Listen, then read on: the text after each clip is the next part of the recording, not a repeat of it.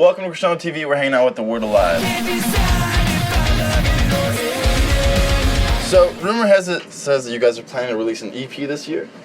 We might do a full length. We might do an EP. It depends on the songs we write. It depends how much studio time and how many gaps we have on our touring schedule. You know, obviously we're going to release something later this year, but just because of our schedule and we have a lot of stuff that's in the works, so it's hard to plan for sure if it's going to be an EP or full length or what. But we'll have new music one way or another by the end of the year. Do you guys have like any days set up that you know that it's like off time? Do you have like time to write or anything? Yeah, I mean, we've already started writing.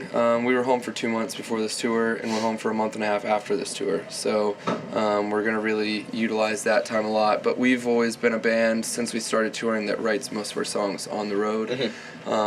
We're actually, with this new record, whatever it ends up being, we're trying to take the songs or ideas that we have and then go and actually sit in a practice space for the first time since really 2008, 2009, and like work out ideas live as a band and try to take things back a little bit and try some things we haven't tried in several years. Yeah, I know it's a totally like completely different experience. You guys gonna work with Joey Sturgis again?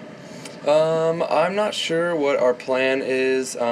We've pretty much done, I mean, we did our EP and our first full length with Andrew Wade, but that was kind of like almost like a combo deal. We were like, we're doing this, and we're like, well, we're going to do that too, and it just meshed well. Then we planned, you know, we wanted to try something with Joey, so we tried something with Joey with Life Cycles. I think we're that band that I think we like changing it up. We like our records to sound different. We like having different influences, you know, from different producers, engineers. So I'm not going to say we're going with him, but I'm not going to say we're not either. You know, it just depends on scheduling. You know, there's definitely some producers we would love to work with that we haven't yet. So we'll aim for those first, just because we like to try new things. Yeah. And then we'll see where it goes from there. Speaking of like different sound, how do you think, you know, having Luke on this record is going to like affect writing, recording, just that whole process? He definitely wants to write some really cool stuff on drums, and we really want him to. Our last record, Life Cycles, was really rushed in a lot of ways, but especially on drums with, you know, Justin leaving the band less than a month before we went in to record. And our friend Matt Horn, who did record the drums for Life Cycles, only had like 3 days before we left to try to learn some stuff, and then every day he was learning a song, recording, learning, and doing that. So we really couldn't add too much or change the dynamic of songs. And I mean, I'm stoked on how it came out, but I definitely think we could have done a lot more had we had the proper preparation. And that's where we're looking at going forward, is we're going to have that preparation. We're going to have that time to do really everything we want to do with all the instruments, and starting with the drums. And obviously he's a great drummer, so you'll notice that he's on drums. So tell me more about Telle Tuesdays. What's that all about?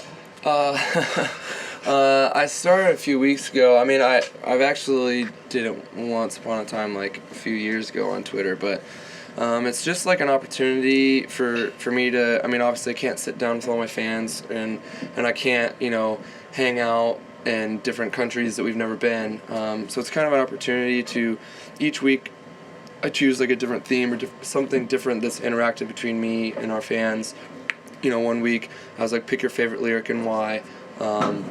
This past week I think I did pick your like favorite picture with me, or post your picture of meeting me, and kind of recollect on what that was like and where it was, what show, how many times you've seen the Word Alive. And it for me it's like an opportunity to see somewhat how our band has grown, see how I've changed, you know, and see the fans that have been with us for years, and, you know, some of the people have seen us, you know, 8 to, I think the most, I don't believe them because I don't know that we played enough times in one particular area, but someone said they've seen us 20 times, which I know we have some fans that have seen us in like 5 or 6 different states, so we do have that, but it's an opportunity for fans to know that, you know, I'm not there's not like a manager on the other side of my Twitter, you know, it's me. So it's kind of like a thing for me too. Like I have to really make sure that I'm careful with what I say and the things I do. I try to, you know, be as positive as possible. I follow back, you know, several fans of ours who've been there over the years, have written me so many times, and I'm like, okay, you know, I'm going to follow this person back.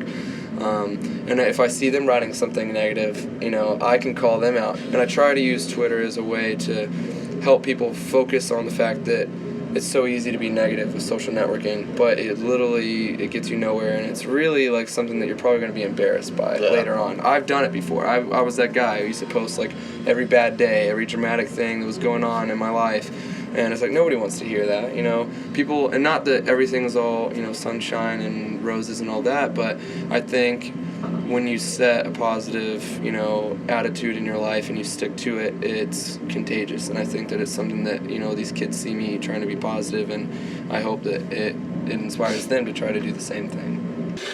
So when you guys are like on the road or at home from tour, what do you try to do to keep yourself like busy or entertained?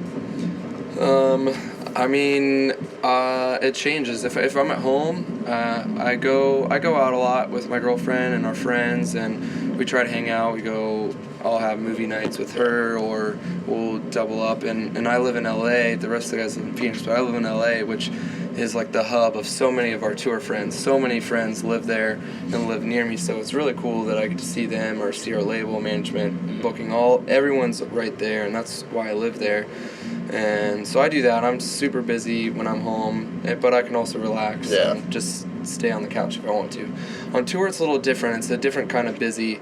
It's more like focusing on the band things, what's going on, like planning for, you know, things to do, you know, show to show or week to week.